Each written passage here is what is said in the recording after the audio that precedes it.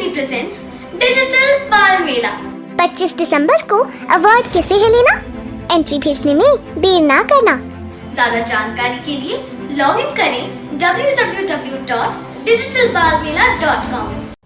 शिक्षा के लिहाज से भी सरकार के 2 साल बेमिसाल कहे जा सकते हैं, क्योंकि शिक्षा नवाचारों पर 1580 करोड़ खर्च किए गए, 70,000 पदों पर भर्ती हुई, 1260 स्कूलों का क्रमोन्नत किया गया।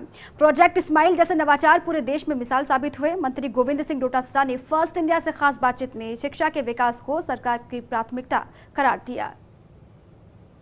राज्य सरकार के 2 साल पूरे हो गए हैं और शिक्षा को लेकर बात करें या सत्ता और संगठन को लेकर के बात करें तो हमारे साथ इस समय जुड़े हुए हैं शिक्षा मंत्री गोविंद सिंह डोटासरा, जिनके ऊपर एक बड़ा भार है। पीसीसी चीफ भी ये राजस्थान के हैं। तो कुल मिला के सबसे पहले बात करेंगे शिक्षा में लेकर के किस तरीके से 2 साल में नवाचार हुए हैं और 2 साल में शिक्षा नीति को लेकर के क्या इनका मानना है, कितनी नई योजनाएं आई और शिक्षा को लेकर इन्होंने विशेष क्या क्या कार्य 2 साल में किए हैं, इनको लेकर के हम बात करते हैं। तो हमारे साथ जुड़े हुए हैं गोविंद सिंह जी डोटासरा जी। बताएं सर, किस तरीके से शिक्षा को लेकर के आपने अलग से शिक्षा के क्षेत्र में बहुत अच्छे काम हुए हैं 2 साल में, ऐतिहासिक काम हुए हैं। कई ऐसे नवाचार हुए हैं जो पूरे देश में सराहे जा रहे हैं। आपने देखा कि पहले बजट में हमारी सरकार ने 1580 करोड़ रुपए इंफ्रास्ट्रक्चर के दिए, 1260 के लगभग नई स्कूलें और स्कूलों को क्रमोन्नति करने का काम किया।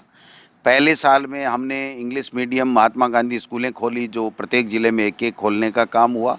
उसके बाद में अगले बजट में हमने एक-एक ब्लॉक जो स्वामी विवेकानंद मॉडल स्कूलों के अलावा जो ब्लॉक शेष रह गए थे उनमें इंग्लिश मीडियम की स्कूलें खोलने का काम किया। और आज जो बच्चा 25,000 से लेकर 50,000 तक प्राइवेट स्कूल में देता था इंग्लिश मीडियम में पढ़ने का, वो हमारे यहाँ निःशुल्क शिक्षा प्राप्त कर रहा है। और जिस प्रकार से इस कामों के साथ साथ जो शिक्षकों की समस्याएं थी उनको हमने समाधान करने का काम किया। कैंप लगा करके 12,000 से अधिक परिवेदनाएं उनकी निस्तारण करने का काम किया। ऑनलाइन जो ट्रांसफ़र हैं वो ऑनलाइन प्रक्रिया अपनाई गई। जो समसा में जो प्रतिनियुक्ति होती है उसके जो हमारे साक्षात्कार होते हैं उसको ऑनलाइन किया गया और भर्ती की गई। 70,000 से अधिक लगभग टीचर्स की भर्ती की गई। जो 3rd ग्रेड की पेंडिंग बीजेपी सरकार छोड़ के गई थी वो भी हमने की। उसके बाद में 10वीं के हेडमास्टर जो प्रधानाध्यापक हैं उनकी भर्ती की। आज व्याख्याता का रिजल्ट निकल रहा है। 2nd ग्रेड के 9,000 से अधिक का हमने नियुक्ति दे दी गई है। पीटीआई की नियुक्ति दी गई है। पुस्तकालय अध्यक्ष की अब नियुक्ति हम लोग देने वाले हैं। तो जो बेरोजगार हैं, जो उम्मीद करते थे, उनके लिए भी हमने काम किया। और एक बहुत बड़ा फैसला किया कि नियम नहीं था लेकिन उस नियम में स्थिरता देते हुए भी वेटिंग लिस्ट को जारी करने का भी मुख्यमंत्री जी ने निर्णय ले लिया है। 31,000 की जो भर्ती है उसके लिए भी अब 18 तारीख को माननीय मुख्यमंत्री जी इसका फैसला करेंगे कितने तारीख को होगी और क्या क्या छूटें पहले वाली रीट या उसके माध्यम से दी जाएंगी, उसका फैसला भी माननीय मुख्यमंत्री जी 18 तारीख को अनाउंस करेंगे।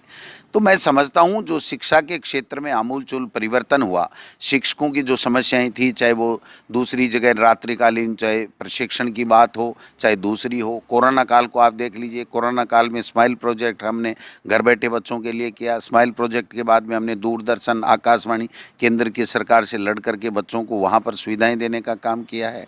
और जिस प्रकार से चाहे प्राइवेट स्कूलों की समस्या हो, अभिभावकों की समस्या हो, उनको बराबर संपर्क में रहते हुए समाधान किए हैं। और आज इस कोरोना काल में भी हम हमारे बच्चों को आओ घर से सीखें कार्यक्रम चला रखा है, जिससे टीचर्स उनके घर जाके वर्कबुक देते हैं। वर्कबुक में वो अपना होमवर्क करते हैं, वो वापस देते हैं, उसकी एग्जामिनेशन होती है। और हमने ये कहा कि किसी भी बच्चे को हम वैसे प्रमोट नहीं करेंगे क्योंकि उसकी नींव कमज़ोर हो जाएगी। तो हम लोग घर घर जा कर के और जिस प्रकार से काम कर रहे हैं और कोरोना काल में जो शिक्षकों ने कोरोना वॉरियर के रूप में काम किया वो भी ऐतिहासिक है।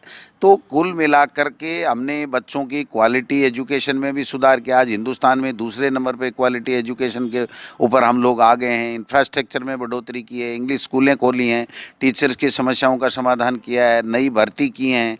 आज ऐसा कोई भी जिला नहीं है जहां 70-72% से कम टीचर पोस्टेड हों, तो उनके लिए भी हमने किया है। अभी ट्रांसफ़र पॉलिसी भी बनाने का हम लोग काम कर रहे हैं, कैबिनेट में विचाराधीन है, जल्दी उसके ऊपर भी कोई फैसला होगा। नई जो एजुकेशन पॉलिसी है उसमें भी हमने सुझाव दिए कि साहब मिड डे मील कक्षा 1 से 12 तक मिलना मिलना चाहिए, तो वो स्वीकार भी हुआ है। अब मिड डे मील का जो है वो केंद्र ने कहा है कि भाई आप जो घर हैं बच्चे तो उनको भी दीजिए, तो उसके लिए भी हमने पूरी प्रक्रिया पूरी कर ली है, वो भी जल्दी हम लोग घर बैठे बच्चों को मिड डे मील देंगे।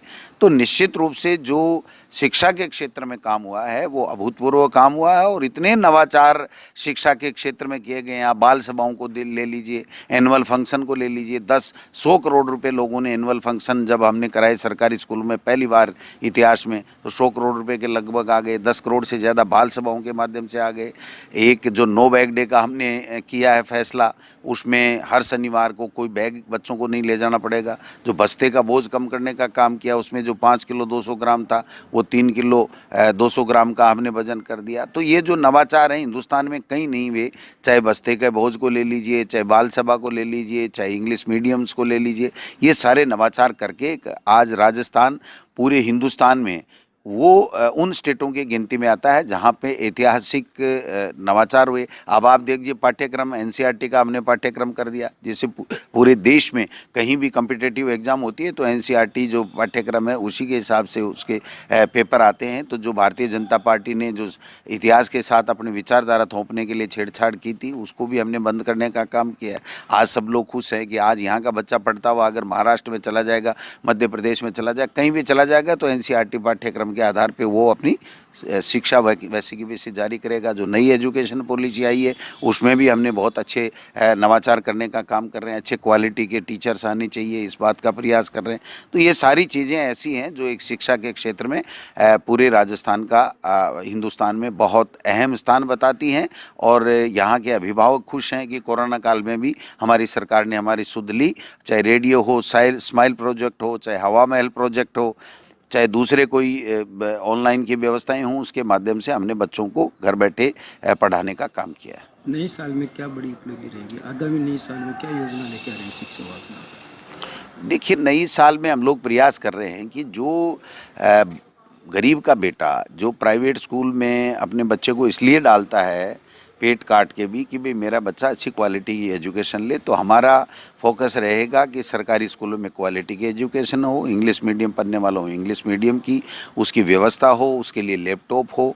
कंप्यूटर शिक्षक आज तक नहीं थे, हमने एक कैडर बनाने का काम किया। जो ही कैडर बन जाएगा हम कंप्यूटर शिक्षक नियुक्त करेंगे, तो हमारे बच्चे जो है वो कंप्यूटर में होशियार होंगे। IT लैब हैं, उसके लिए हम PAB में 529 लैब लेकर के आए हैं। तो 10,000 के लगभग पहले विद्यालयों में IT लैब हमने कर रखी हैं। अब और हम लोग उसमें IT लैब्स देंगे। उसके माध्यम से एक कक्षा प्रोजेक्ट हमने चालू किया है, जिसके माध्यम से सरकारी स्कूल के जो टीचर्स हैं उन्होंने कक्षा 1 से लेकर 12 तक का पाठ्यक्रम तैयार कर लिया। आप यूट्यूब पे उसको देख सकते हो, कहीं भी ऑनलाइन देख सकते हो, माध्यमिक शिक्षा बोर्ड की वेबसाइट पे देख सकते हो। तो ये सारी चीज़ें घर बैठे भी बच्चा पढ़ सकता है। आज पूरे देश में हमारे जो कक्षा का जो प्रोजेक्ट है उसकी चर्चा है, उसको लेने के लिए बात कर रहे हैं। पूरे देश के लोग कह रहे हैं कि हमें भी दे दीजिए। एनसीईआरटी पाठ्यक्रम है वो यूट्यूब चैनल के माध्यम से हमारे सरकार के सरकारी विद्यालयों में पढ़ाने वाले टीचर्स हैं वो उसको प्रेजेंटेशन देंगे। तो ये सारी चीज़ें हमने बहुत अच्छी की। 2 साल की सरकार की उपलब्धियों की बात करें तो क्या मानते हैं, कितनी उपलब्धियां सरकार ने प्रदर्शित की? देखिए, सरकार ने बहुत अच्छा काम किया, और विशेषकर जो कोरोना काल में जिस प्रकार का ऐतिहासिक काम किया, देश के प्रधानमंत्री ने भी सराहने का काम किया है। और जो हमारी मृत्यु दर है वो बहुत कम रही है। संक्रमण को रोकने में हमारी सरकार कामयाब रही है।